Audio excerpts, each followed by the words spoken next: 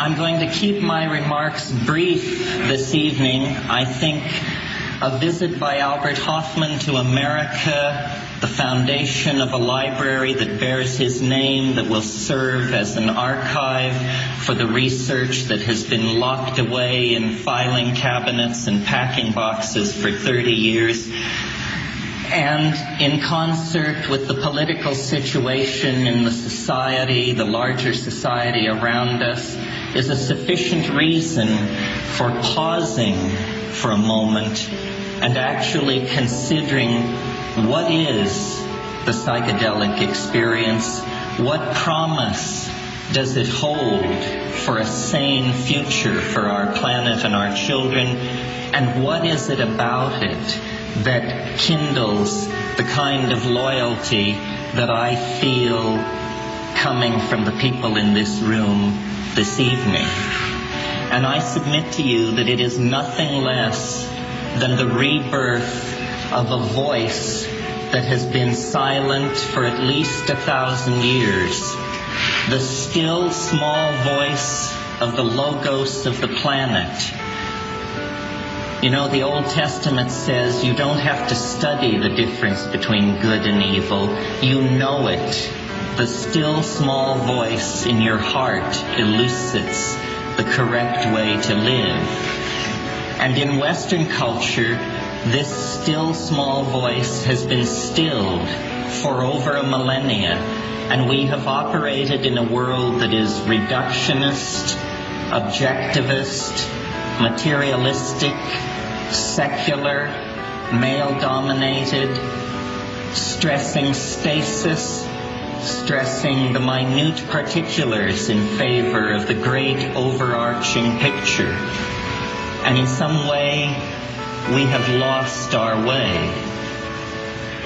And it remained for giants of 20th century thought like Freud and Jung to announce the startling fact that there was a human unconscious.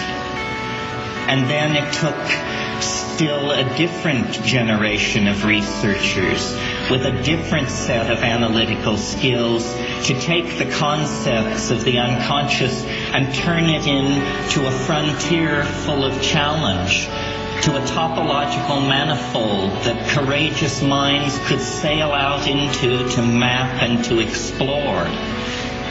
And squarely then, in the path of the materialist, reductionist, crypto-fascist dreams of high-tech industrialism, there emerged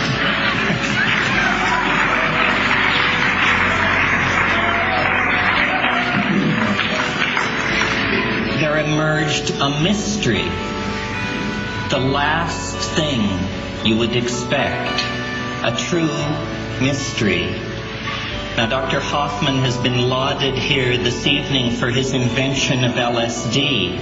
Certainly this is what he will be remembered for over the long centuries ahead. But as a matter of fact, he is a thinker of extreme breadth and depth.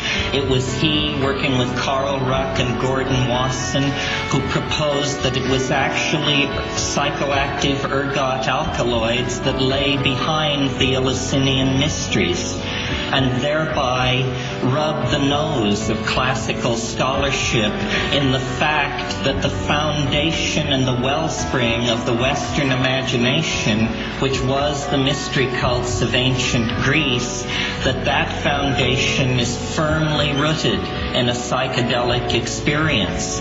That when we leave these things behind, we leave behind our cultural birthright, no less than when the Amazonian Indian deserts his home village for the sawmills.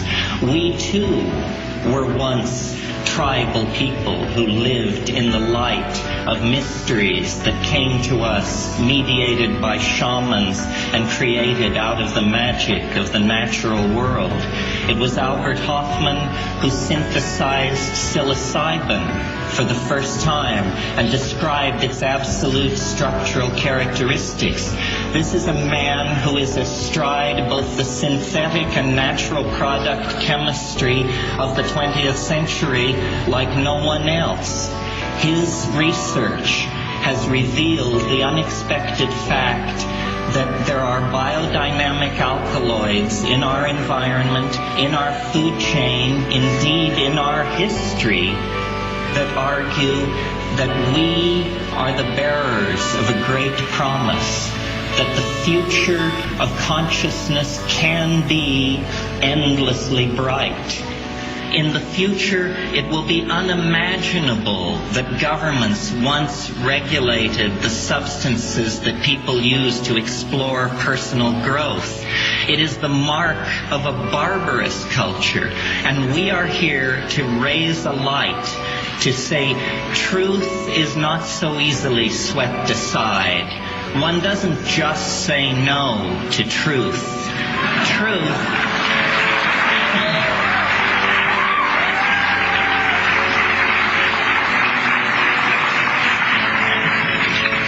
Truth requires engagement, it requires courage, it requires a sense of where we have been and of where we are going.